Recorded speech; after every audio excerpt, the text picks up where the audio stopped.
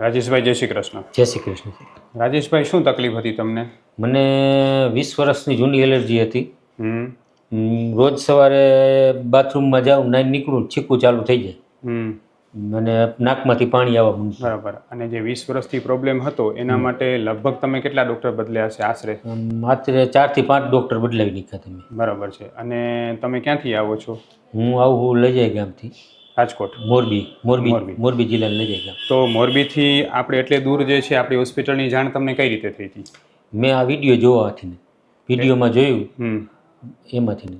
તો જેમ વિડીયોમાં જે દર્દીને જેટલું સારું થતું હતું અને ટ્રીટમેન્ટની નવી દિશા મળતી હતી ને એવું લાગતું હતું કે નવું જીવન મળ્યું, એવું તમને લાગ્યું? હા, લાગ્યું એવું લાગ્યું છે. એમાં શું શું થતું એલર્જીમાં તમને? નાકમાં મને રોજ સવારમાં બાથરૂમમાં જાવ એટલે છીકું આવતી, પછી પાણી ચાલુ થઈ જાય, પછી ગોળી લઉં ને એકાદી એલર્જીની ત્યાં બંધ થાય, ત્યાં લગી ન થાય. બરાબર. એટલે એલર્જીની ગોળી તમારે રોજ લેવી પડતી? હા, રોજ લેવી પડતી. બરાબર. એવું કેટલા વર્ષથી લેતા? એ ચાલુ જ રાખું, હું ઘરે રાખી જ દેતો એ દવા. 20 વર્ષથી? હા. એટલે રાજેશભાઈ 20 વર્ષથી સતત એલર્જીની ગોળી લેતા હતા અને એમણે આટલા બધા ડૉક્ટર બદલ્યા, 4 થી 5. તો રાજેશભાઈ, જે તમે ડૉક્ટર્સને મળતા તો કોઈ રિપોર્ટ્સને બધું કરાવ્યું હશે ને? ના, રિપોર્ટ નથી કરાવ્યા. એકવાર જયપુર ગયો હતો, બરોબર. રાજકોટ એકવાર ગયો હતો, બે વાર રાજકોટ બતાવ્યું, 2 વાર મોરબી, એકવાર જયપુર. બરાબર. પછી ઓલી એક્યુપેક્ચરની ટ્રીટમેન્ટ કરાવી હતી? હા, એ ટ્રીટમેન્ટ કરાવી હતી. એનાથી કંઈ રાહત થઈ પછી? રાત 6 મહિના તમે દવા 6 મહિના ચાલુ જાવ ને એટલે 6 મહિના સારું રહી. 5-6 ધક્કા રાજસ્થાનના ખાઈ. પણ એલર્જીની ગોળી તો ખાવી જ પડે ને એમ? હા. એલર્જીની ગોળી ક્યારે બંધ થઈ છે? ના, ગોળી બંધ નથી થઈ. ગોળી બંધ કરો તો શું થાય? ગોળી બંધ કરું એટલે તરત જ નાકમાંથી પાણી આવવા માંડે. અને એ એલર્જી તમને રૂટીન કામમાં કેટલી હેરાન કરતી એમ? રૂટીન કામમાં જાજી હેરાન કરતી. શું કામમાં હેરાન કરતી હતી? મારે બાંધકામનું ને આ બધું કામ અત્યારે છેલ્લા 10 વર્ષથી હું આ બાંધકામ સાથે જોડાયેલો હું. બરાબર. એટલે એમાં તકલીફ પડે સવારે જવામાં. બરાબર. પ્લસ જે છે એ ક્યારેક શ્વાસ ને તાવ ને એવું કંઈ શ્વાસ આવી જતો ક્યારે? એ પછી જો એ ગોળી ન લઉં ને તો એ ગોળી ન લઉં એટલે તરત જ શરદી થઈ જાય. શરદી થઈ જાય ને પછી કળતર ને તાવ ને એવું ચાલુ થાય. અને આ પ્રોબ્લેમ જે છે જે 20 વર્ષથી હતી તો લગભગ રોજ ગોળી ખાતા અને ગોળી ન ખાતા એટલે આ પ્રોબ્લેમ વધી જતો. બરાબર છે. તો આપણી આયુર્વેદની સારવાર કરાવી, આપણે આજે 3 મહિનાની સારવારથી તમારી જે છે 3 પંચકર્મ સારવાર થઈ, તો તમને અત્યારે કેટલા ટકા સારું લાગે છે? 80%. 80% સારું લાગે. ગોળી કેટલી જલ્દી બંધ થઈ ગઈ? ગોળી ખાવી પડે છે હમણાં? ના, ગોળી તેદું લીધી જ નથી, વચ્ચે એક જ વાર લીધી હતી. આપણી દવા શરૂ થયા પછી ગોળી બંધ થઈ ગઈ છે? પહેલા મહિને એક વખત લેવી પડી હતી? એક વાર લેવી પડી હતી. તમને ફોન કર્યો. પહેલા તમે ગોળી ન લેતા તો તકલીફ થતી, એવી હવે કોઈ તકલીફ થઈ છે? ના, નથી થતી.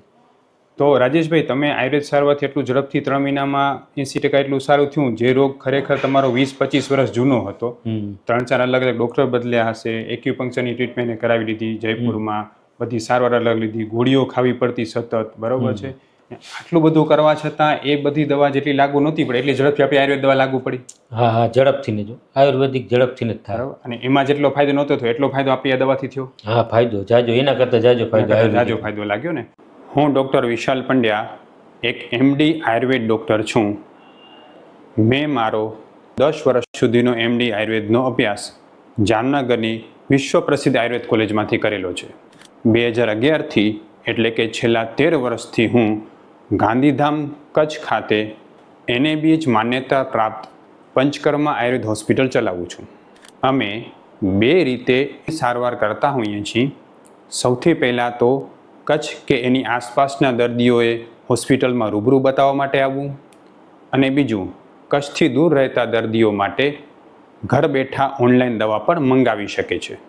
વધુ માહિતી માટે નીચેના નંબર ઉપર હાય લખીને વોટ્સએપ કરો એટલે તમને ફીસ કેટલી છે, કોર્સ કેટલો કરવો પડશે વગેરે માહિતી વોટ્સએપમાં મોકલી આપશું. તો પહેલાં કરતાં જેમ તમે આયુર્વેદ દવા લેવો ને પહેલાં ઓલી વિલાયતી ગોળી લેતા, તો બે વચ્ચે શું ફેરફાર લાગે? સ્ફૂર્તિમાં ફેરફાર લાગે? સ્ફૂર્તિમાં ફેરફાર છે, અને હકીકતમાં આયુર્વેદિક તરફ જ જવાય. ઓલી દવા લેવાય જ નહીં સાહેબ. એ દવા જાજી નુકસાન કરતી હતી. બરાબર છે. બરોબર. નબળાઈ આવી જાય ને બહુ જાજી દવા લ્યો તો નબળાઈ આવી જાય ને એવું થાય. બરાબર.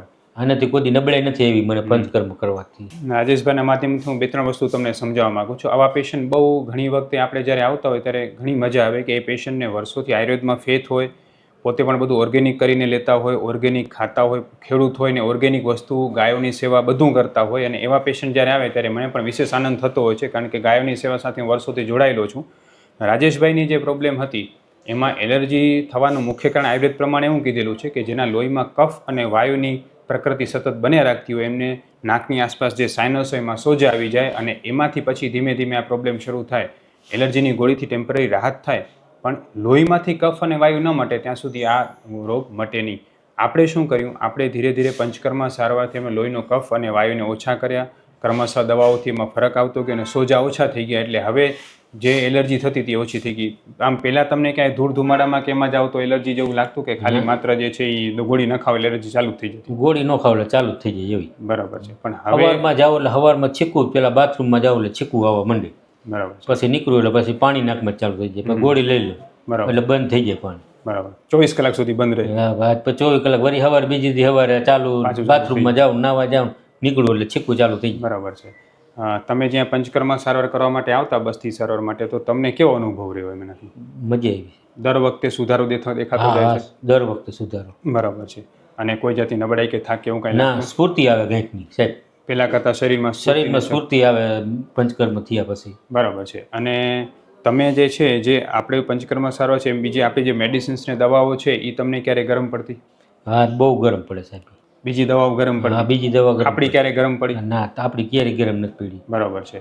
એટલે તમારા માધ્યમથી લોકોને એ પણ કહેવા માંગુ છું કે જે કોઈ દર્દી એવું વિચારતા હોય કે અમે આયુર્વેદ સારવાર ક્યાંથી લઈએ છીએ તો તમે મેડિકલ સ્ટોરમાંથી લેતા હો, કોઈ ડૉક્ટર પાસે લેતા હો, તમે ઘરે કોઈ ઓસડિયા બનાવી લેતા હો, પણ જો તમને દવા ગરમ પડે છે તો તાત્કાલિક દવા બંધ કરો, નહીં તો નુકસાન થઈ શકે છે.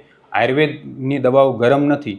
જો તમારી પ્રકૃતિ પ્રમાણે નિદાન કરવામાં આવે તો દવા ક્યારેય ગરમ પડતી હોતી નથી. ને અમે જે આયુર્વેદ સારવાર કરીએ છીએ કોઈને ગરમ નથી પડતી હોતી. જેમ કે રાજેશભાઈ કીધું કે બીજી દવા એને ગરમ પડતી, આપણી દવા ક્યારેય ગરમ નથી પડી. એનું કારણ એ છે કે આપણે નિદાન પ્રકૃતિ પ્રમાણે કરીએ છીએ. એટલે મારી સૌને નમ્ર વિનંતી છે કે ગુજરાતમાં તમે કોઈ પણ જગ્યાએ હો, જો તમને એવું લાગે કે મને આયુર્વેદ સારવાર ગરમ પડે છે તો તમે અમારો સંપર્ક કરી શકો છો. અમારી આયુર્વેદ દવા કોઈને ગરમ પડતી હોતી નથી ને અમે ઓનલાઈન અને ઓફલાઈન બંને રીતે સારવાર કરતા હોઈએ છીએ. રાજેશભાઈ, તમે જે છે જે ટ્રીટમેન્ટ કરી, તમને આપણી આયુર્વેદની ટ્રીટમેન્ટ અહીંયા જે પંચકર્મ કરાવતા આપણી દવાઓ નિદાન એને તમે 100% સંતુષ્ટ છો? 100% સાહેબ. બરાબર છે. અને તમારા જેવા હજારો દર્દી એવા હશે રાજેશભાઈ કે જેને એલર્જીની વર્ષોથી પ્રોબ્લેમ હશે, જે લોકો હેરાન થતા છે વર્ષોથી, એને તમે શું કહેવા માગશો આપણી હોસ્પિટલ વિશે? અહીંયા આવીને તમારા આ સાહેબ વિશાલ પંડ્યાને બતાવાય એલર્જીનો પ્રોબ્લેમ હોય તો. બરાબર. તમારો આયુર્વેદનો અનુભવ કેવો રહ્યો? એમ બહુ મજા આવી સાહેબ. બરાબર છે. ક્યારે હું વિચાર્યું કે આટલું ઝડપથી આયુર્વેદમાં ફાયદો થઈ શકે? ના, નહોતું વિચાર્યું. બરાબર છે. અને હવે તો આપણે દવા બંધ કરવાનું શરૂ કરાવી દીધું, બરાબર ને? ખૂબ ખૂબ ધન્યવાદ રાજેશભાઈ. જય શ્રી કૃષ્ણ. જય શ્રી કૃષ્ણ.